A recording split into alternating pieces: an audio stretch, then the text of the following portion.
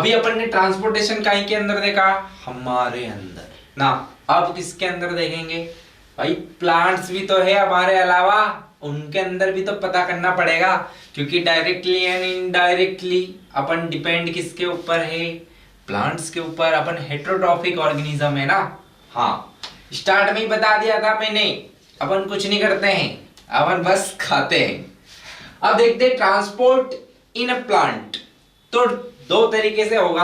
अब यार इनके अंदर ऐसा तो है ही नहीं कि ब्लड फ्लो कर रहा हो, ब्लड वेसल्स हो, है ना, आर्टरीज और वेन हो, ऐसा नहीं होता है।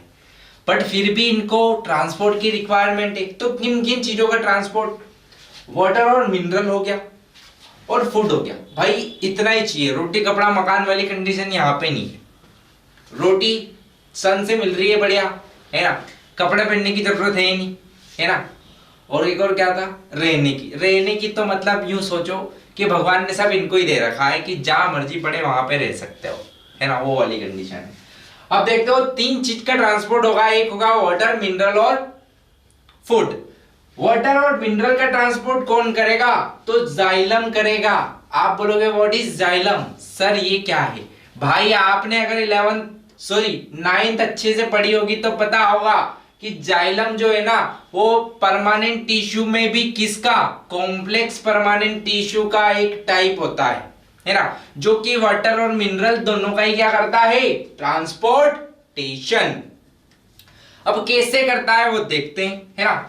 अब यार देखो कि यार मैं बता दूं कि पहले प्लांट्स के अंदर जाइलम और फ्लोएम कहां होता है ना। तो ये कुछ मैंने प्लांट को इससे कट कर दिया ऐसे, है ना, इतना बड़ा सा प्लांट है, और ऐसे एक और बीच में मैंने स्ट्रक्चर बना दिया ऐसा वाला।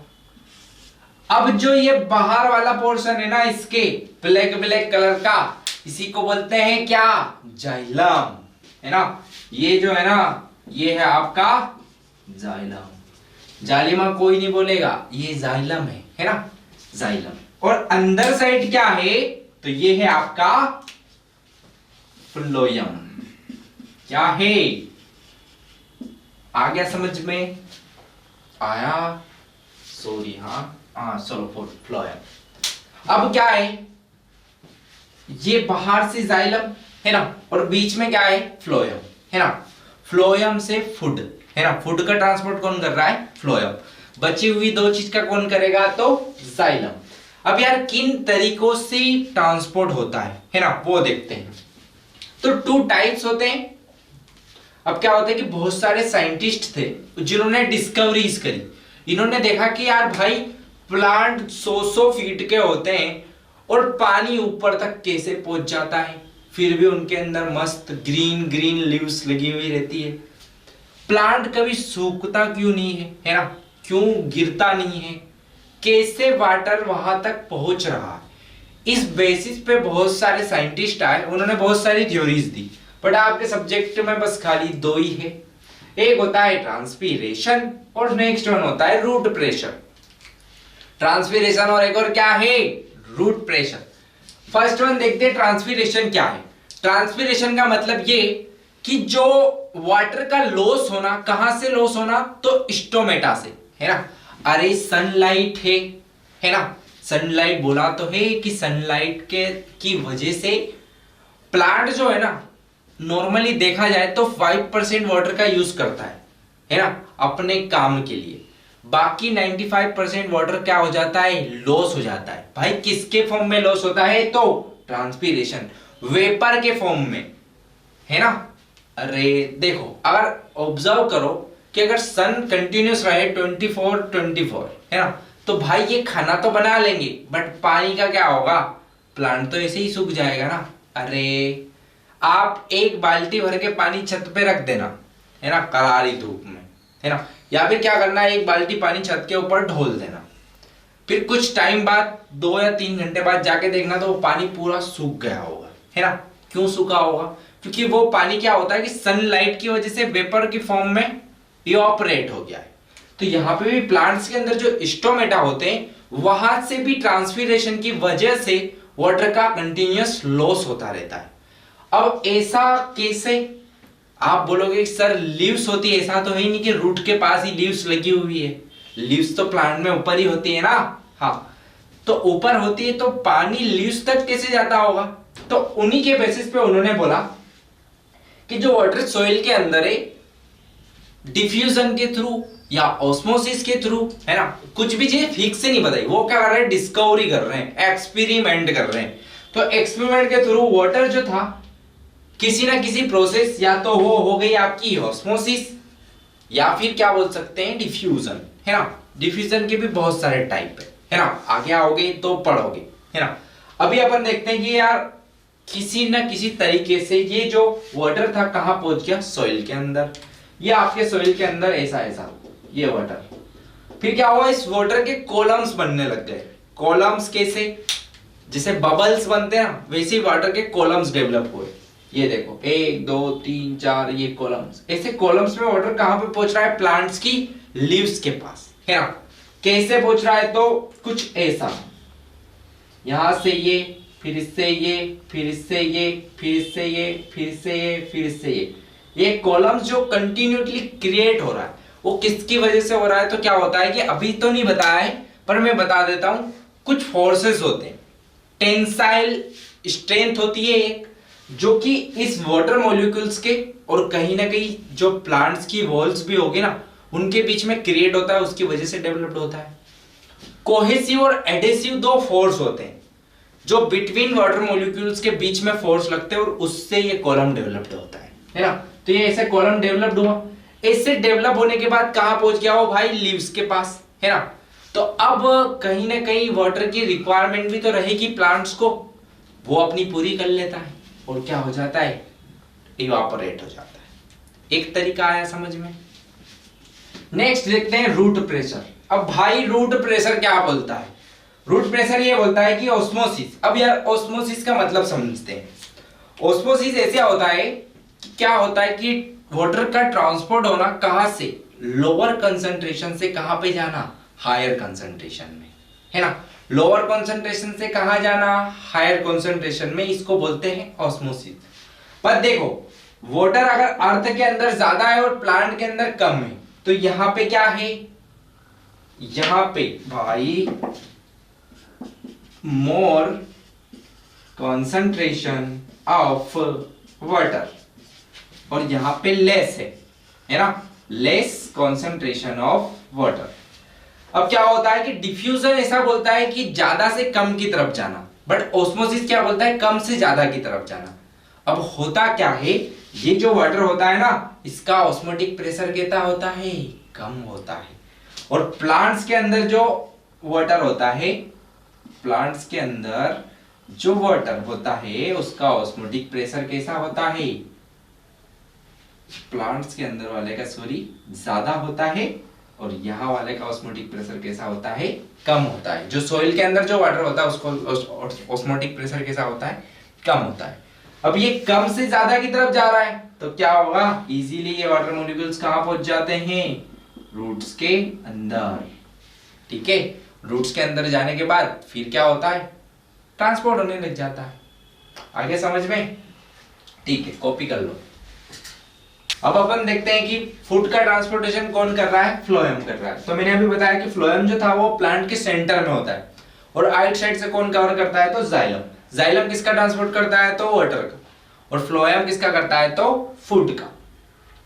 अब देखो एक बाई डायरेक्शनल और एक यूनि डायरेक्शनल मूवमेंट होते हैं। कैसे, जैसे आपका ये जो जाइलम है, ये हमेशा रूट से ही वाटर को ऊपर लेके जाएगा, है ना। बट फ्लोएम क्या करेगा, खाना ऊपर भी पहुंचाएगा और नीचे भी पहुंचाएगा, दोनों को ही चाहिए ना। आपकी रूट्स को भी एनर्जी चाहिए ना, फूड चाहिए उसको, तो फ्लोएम का ऊपर और नीचे। तो ये वाली चीज जो होती है ना, उसको बोलते हैं यूनि। यूनि मतलब एक, और डायरेक्शनल, यूनि डायरेक्शनल, और इसको क्या बोला जाता है, बाई